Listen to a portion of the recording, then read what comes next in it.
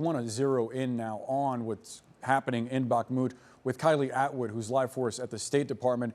Because Kylie, the mercenary group Wagner has been spearheading the Russian effort there, and their leader, Yevgeny Prigozhin, reportedly made an offer to Ukrainian forces back in January that he would give up Russian troop positions. He's denying that now, but it's still a stunning revelation.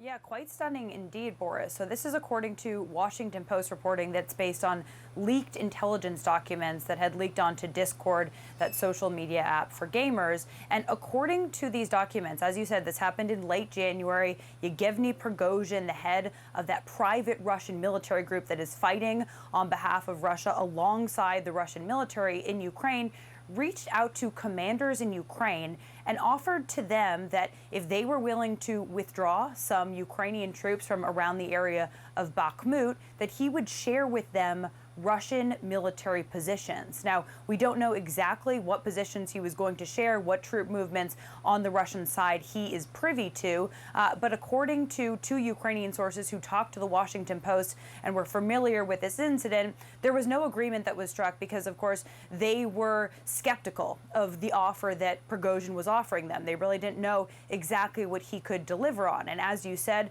Prigozhin today is coming out in Telegram denying this, suggesting that this could have been leaked by his enemies. But critically, we're also hearing from the Kremlin, and the Kremlin spokesperson saying that they don't have the authority to, speak to these reports, and also saying, quote, it looks like another hoax.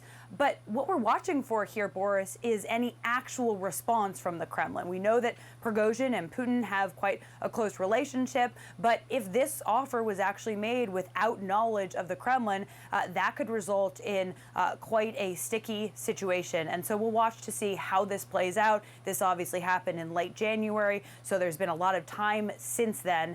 So there's a lot to watch after this report. Boris? Yeah, the rift between Prigozhin and the Russian Ministry of Defense, not a surprise. This could be another front in that disagreement. Kylie Atwood from the State Department, thanks so much. The latest stop on Volodymyr Zelensky's whirlwind tour of Europe was England, where he met today with Prime Minister Rishi Sunak at his country estate at Chequers. The UK has promised an aid package that includes drones and missiles. President Zelensky, however, continues to push for fighter jets, and he had this to say about the timing of his country's long-anticipated counteroffensive. We really need some more time, not too much. We'll be ready, in some time. I want to be very honest with you. I can't share with you some days. I just don't want to prepare, not for our friends. There are no secrets from our friends, but there are some secrets from our neighbors.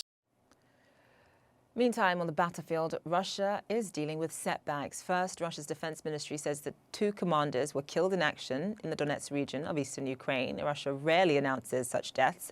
This, as Ukraine's deputy defense minister says, Ukrainian forces have captured more than 10 Russian positions near Bakhmut. Months of fierce battles have left the eastern Ukrainian city nearly empty and heavily damaged. Sam Kiley is in southeastern Ukraine with the very latest. So, Sam, we know that the UK recently gave Ukraine several Storm Shadow long-range missiles, in addition to about $7 billion worth of military aid so far. Just walk us through what more Zelensky needs from the UK at this point in time as they prepare for that counteroffensive. Well, Zain, on his shopping trip, effectively, around Europe, in which he was given fulsome diplomatic support, but more importantly, is leaving with the promise of a trolley full of equipment, particularly from Germany and the United Kingdom. He's been able to secure from the British, for example, long-range killer drones, longer-range missiles, more anti-aircraft missiles, more ammunition, and from Germany, anti-aircraft tanks, as they call them there, a wide range of armoured vehicles and tanks, all of it extremely important as Ukraine prepares for what is being vaunted, much vaunted, summer offensive. So that has been successful. What he hasn't yet been successful on, but there are indications that he might be, is in terms of securing the donations or even sale of F-16 fighter aircraft, fighter bombers, which is clear now the Ukrainians have settled upon as their ideal aircraft to prosecute this war. So far, NATO and particularly the United States have balked at supplying what effectively is a strategic weapon in their view for fear of retaliation on a nuclear level, perhaps from Russia. But the British have now said that come in the summer, so imminently, they will begin training Ukrainian pilots in NATO tactics. Now, they don't have any F-16s to give, but they are very vocal in their support of the idea that Zelensky and the Ukrainians should get those F-16s. And they will be, or would be, very, very useful indeed, since they're pretty much superior to anything that the Russians can put into the air, especially if you combine them with that heavy NATO firepower, the very sophisticated firepower such as Storm Shadow, the British and Anglo-French cruise missile that is now in the Ukrainian army and being put to use. And that ultimately is what the campaign will be all about. It will really hang from the Ukrainian perspective on whether or not they can get behind the Russian front lines and break the back of the logistic structures. If they can do that, they're hoping to actually collapse the whole Russian war effort here in pretty short order. That is their hope. There is no guarantee of that at all. Of course, the Russians know it's coming and been digging in. They may have abandoned or may even not have, according to Ukraine intelligence, the capability now to launch offensive operations of any great significance, but that doesn't mean they can't defend the territory that they're already in, Zain.